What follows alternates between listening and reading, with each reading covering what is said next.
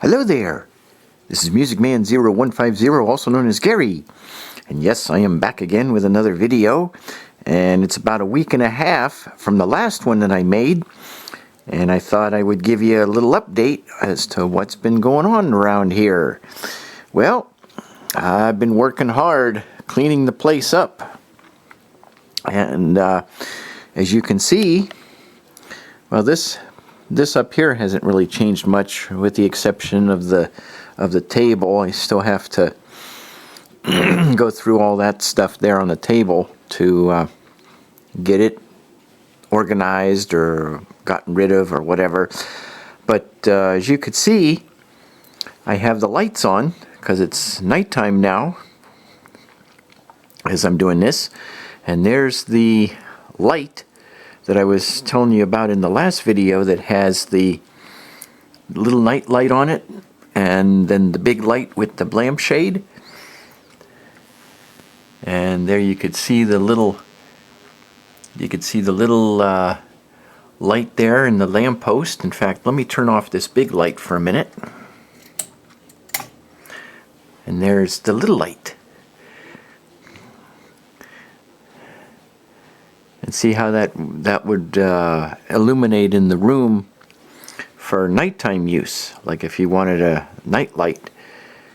And it's actually looking a little brighter on the camera than it really is in the room, because the camera always tends to show an image a lot brighter than it really is. But it actually does give a lot of light, especially when all the other big lights are out. But I'm going to go ahead and put this big light back on. That way the room is illuminated so you could see around in here. I was watching the previous video that I made, and I tend to go a little fast, so I'm going to try to slow down a little bit so you get a better view of what I'm showing. This is the upstairs office here with the two computers, and I've came to a decision where I'm going to take this machine, probably, it's not official yet, but I'm going to take that Dell Vostro tower and probably put that in the bedroom and take out the laptop, because I found another machine downstairs in the studio, which is the Optiplex 745, and it can hold more memory. I can go up to 8 gigs of RAM on that one, and I can load Windows 10 on it and still be able to run all the software that I need for my finances under Windows 10, but it'll be a lot faster. So that's the plan that I'm thinking of doing. And I'll take the, as I said, I'll take the Vostro and put it in the bedroom and use the laptop for portable use. Because I found that the laptop doesn't record audio very well. Well, it does, in a sense, it does, but I have to use a USB audio device called a Lexicon. It's an Alpha Lexicon unit, and I'll show it to you in just a minute. Right now I'm just showing you the arrangement here in the living room, and you can see this is pretty well organized. Nothing has really changed in here since the last time I showed it to you, with the exception of the desk. There's some papers that I gotta go through, and I just had my taxes done, so I have to fill out my or actually I have to pay my city tax. So that's the envelope sitting right there. So I have to take care of that. But other than that, it's pretty much of just cleaning up the place, trying to get it in order, so that way when the activity starts again, where I go perform and go back to church and provide music services there, I will be coming home to a nice organized house And if I have to repair something, the shop is clean. Yes, I've done some work downstairs, which I'm going to show you. And you're going to be amazed at what what I've done down there since the last time you've seen it. But first, let's take you back here into the bedroom. Well, let's put the lights on so you could see. And by the way, the lights that I have in the house here now, some of them are still the old compact fluorescent lights, but lately I put in the new LED lights. They're a standard light bulb, but they're LEDs. They're not incandescent and they're not fluorescent. And you could see how bright the hallway and the bedroom became as soon as I turned on the light. And that's the whole purpose of LEDs. They're instantaneous. They come on instantaneously. No waiting period. And they run at much less energy. So that's why I changed it. And they're the they're the 42K. I think it's like 4200K color temperature. That's like almost natural daylight, which I like the best. But anyway, what you're looking at now is the Alpha Lexicon device that's hooked to the laptop here. And that's one of the laptops that I have. But like I said, it records audio pretty good, but you have to use that device for an input because there's no line input on a laptop, just a microphone. And these are the two jacks right here. One is the microphone and one is the earphone. For audio out for private listening. Otherwise, you have the built-in speakers on it. But it doesn't have the line input. And I tried using a capture device, a USB capture device for video, and it just didn't work right. I was getting all kinds of whistling sounds and computer digital sounds. I don't know. I guess it was either the operating system or it's something in the hardware that's just not compatible with it. So I figured, you know what, I got enough of desktops that I can do capturing with, and I can use these for playback because they'll work good for playback, whether it's audio or video, because they have both laptops have a CD-ROM drive. Well, I shouldn't say that. I should say it's got a DVD drive because you can play DVDs on it. And I think it's a DVD recorder too. So I could import projects, if I wanted to. I can use it as a a project editor. I'd have it connected to another monitor and keyboard for easier access, which you see up there. And that's one of the reasons too why I want to bring in a tower and put it on this table, and then I'll have another laptop that I can use as a portable device. So that's the plan for that. So now that I've shown you up here, oh, pardon me, got the hiccups, and I just had a little snack. I had 2 ham sandwiches, and then some, I guess, I don't know what kind of cake it was. I think it was a piece of vanilla cake or something.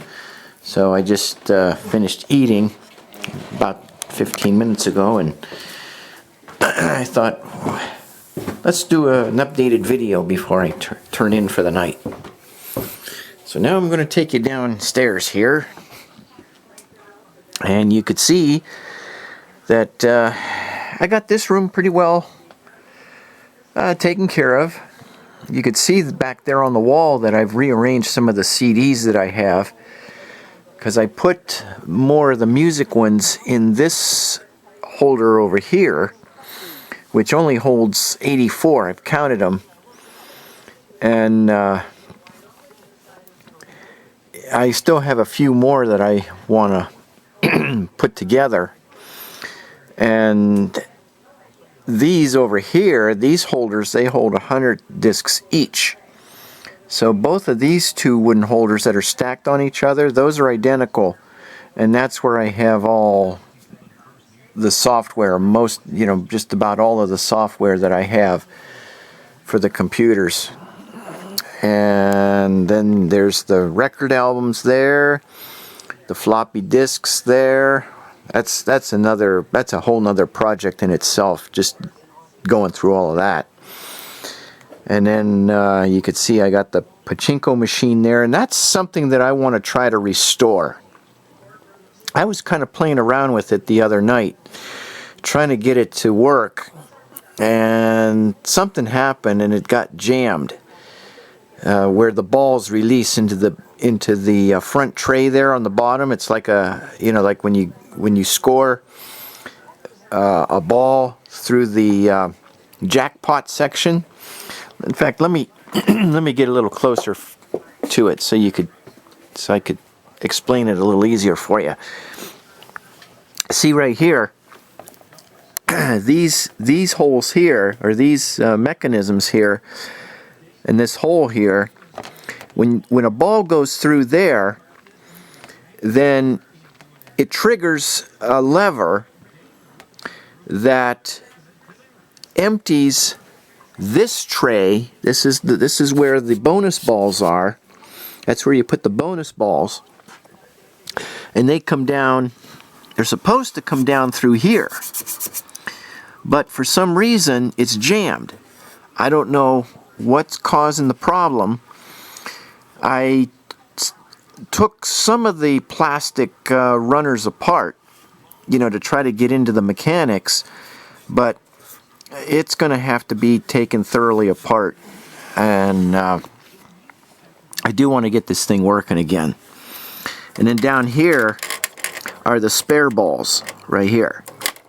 Those are the spare balls, and this lever here is where, like, if this gets overflowed with balls, then you can let the balls go down into this tray, and then as this tray runs out, if you're not getting any balls, you can take some of these from down here and you can put them up in here until you get more bonuses.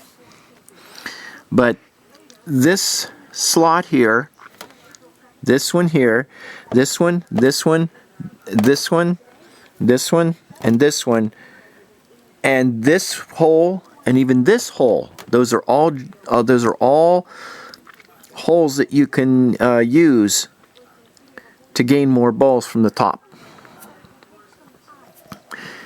This is the second hardest one to hit, and this is really the hardest one to hit, because what has to happen is the ball bounces off of one of these nails here, and if it lands into that hole, then it actually opens this up, and the same on this side. If it goes into this hole, then it opens this up to make it a lot easier to shoot the ball again, to close it, and it gives you more bonus balls. So this is a project I got to work on for sure. And probably what I might do, because this was sitting out in the garage a lot for many years, and it really needs cleaned up. So I'm going to have to, probably going to have to take it outside and work on it out there. I'll just have to be very, very, very, very careful when I take those yellow plastic things off the back, to get to the mechanics. I got to watch so I don't lose those screws, because if I lose those screws, then the game is done for, because then you can't put the yellow things back on. So that's just a little introduction or a little general description of the pachinko game that I got there. So if anybody out there has one like it and they're having the same problem, maybe you can send me a video or just explain how to fix the mechanics on it so it shoots the balls again, you know, from the bonus tray. So anyway, that's a little oversight of that. And like I say, everything else is pretty much the same. You can see I straightened this out over here where the tapes are. That's all clean and shiny. That was really dusty when I went to wipe that off. It was really dusty. But I vacuumed all the tapes. You know, within the cases, I didn't take the tapes out. That would have been way too much work to do. So I just vacuumed the cases with the tapes in them.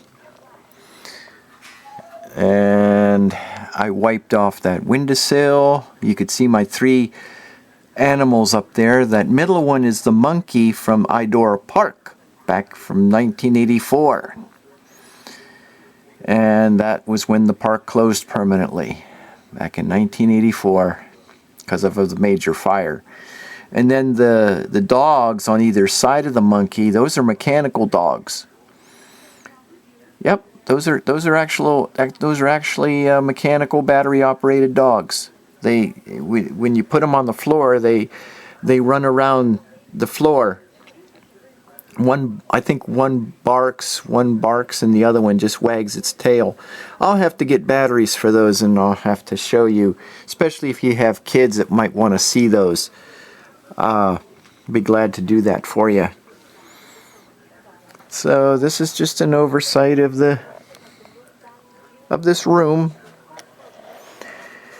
And there's the entertainment center there with the VCRs and the amplifiers and the computers, and I've been capturing TV shows so I can watch them later on the computer. And then this hasn't changed at all, the big stereo, and I still have the Seeburg records on there. In fact, I can open it up here and let you take a look. See, there's the Seeburg records. And they've all played. So actually what I'm going to do is I'm going to let this play tonight.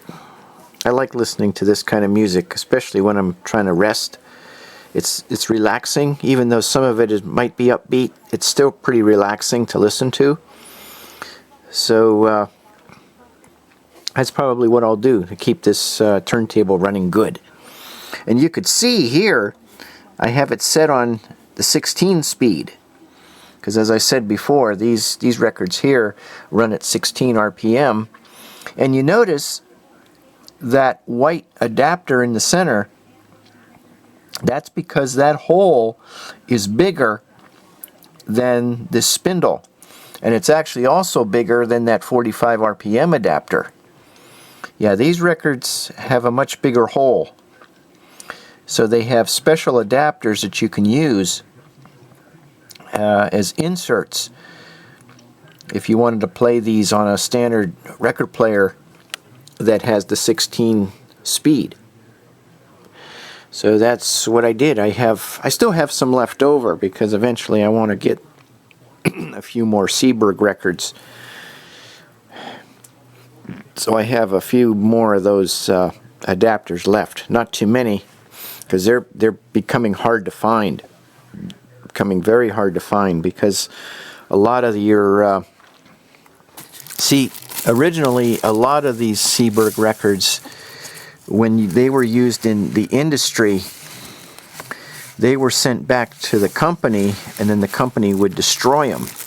But a lot of these, there were quite a few of them that were salvaged as collector records. So yeah, you could see here's one that doesn't even have a folder. I gotta somehow try to find a folder for that so it doesn't get scratched even more. But you could see how what the size is on it. It's a 9-inch with that adapter.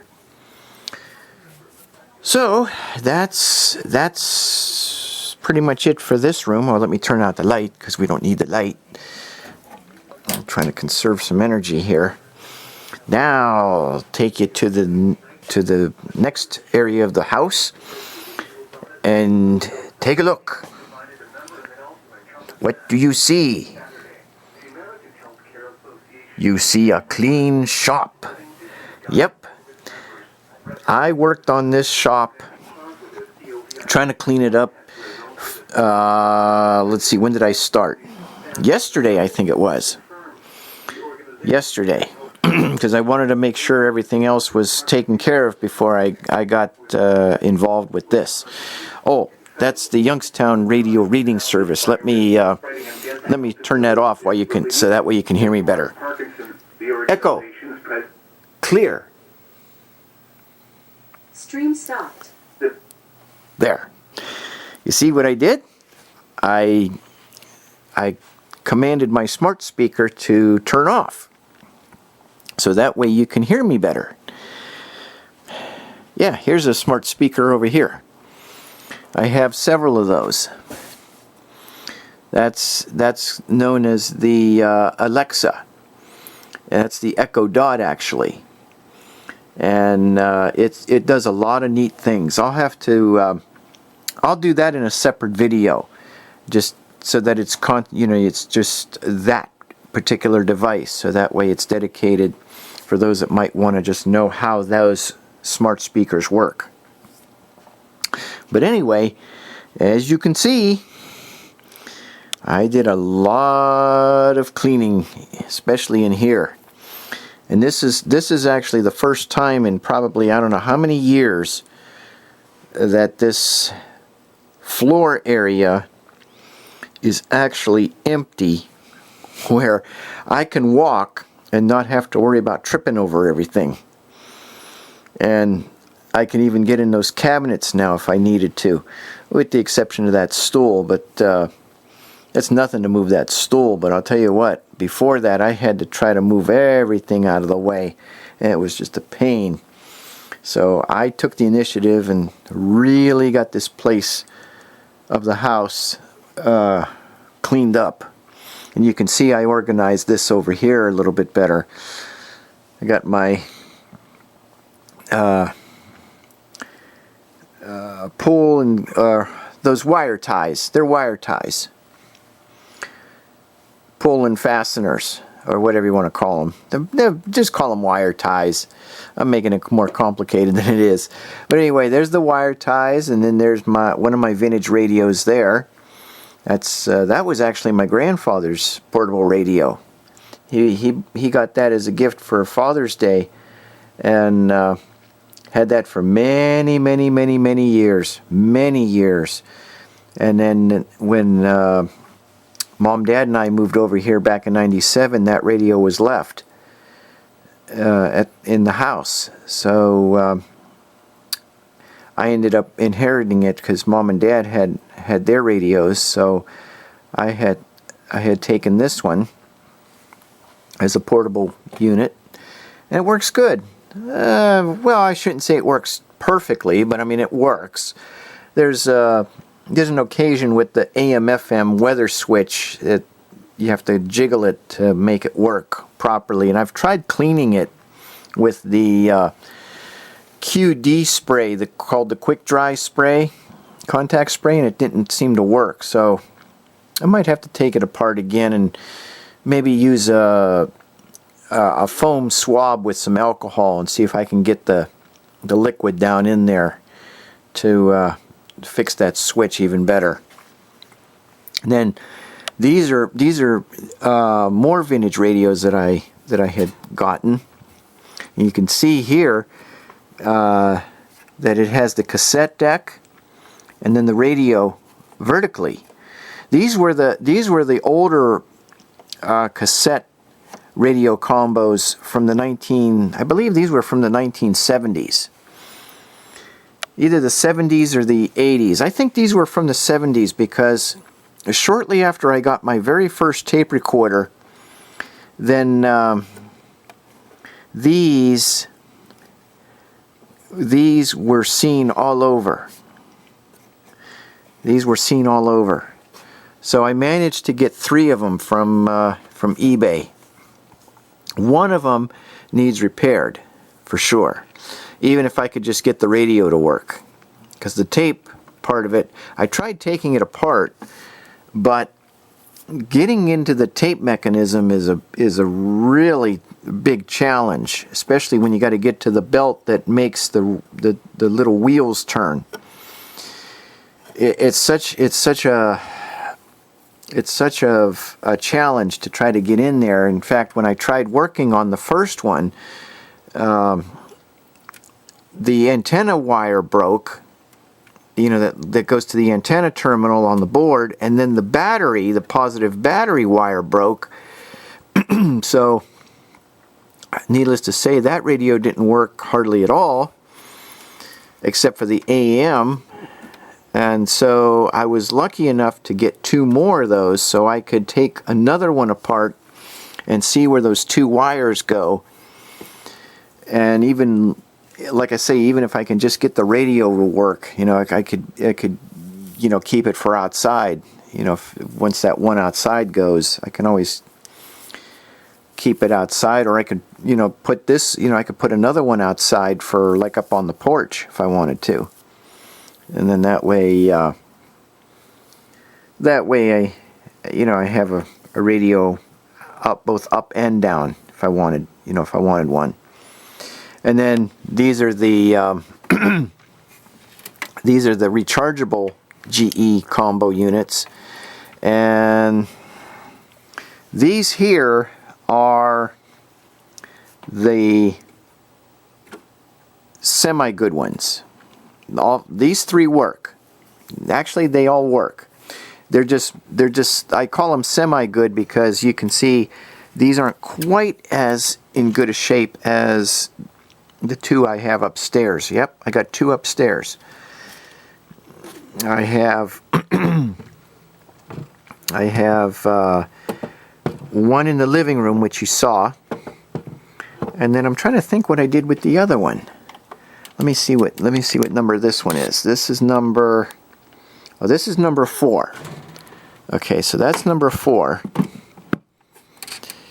Actually, I think, wait, if this is 4, okay, this is 4. So this is the one that's kind of cosmetically beat up. You could see the lid's kind of scratched and dented, or, well, it's not dented. I don't know why I got the word dented from, but it's scratched, and there's some scratch marks on it. But it does play good. So let's see, that was number 4. Okay, this one here, I think this is number, let me come over here so I can raise this a little bit better. Okay, this is 5. 5 is actually in better shape than 4, because that was the next one I got. I tried to number these as best I could, you know, in the order that I got them from. So that's 5, and I think the one in the back there is 3. Let me see, because I took a count on these. I actually took inventory on a count on these. No, this is 1. This is 1. And the reason I know this is 1, because this was the first one I got and it had a broken handle on it. That's why it's taped. And this is the one that when it's outside in hot weather or in warm climate, believe it or not, the FM fades out. I mean, you can't get no stations at all. It just completely fades out. I'm not sure what's causing that, but it's not really a big deal, because I can always use it, you know, sparingly if need be. That's why that one is in the back. And I have number 4 in the front, because that way, with 4 in the front, if the one outside quits working totally, then that's going to go in the parts bin, and I'll substitute it with another one, with one of these or whatever I decide to do. But yeah, well, as I was saying,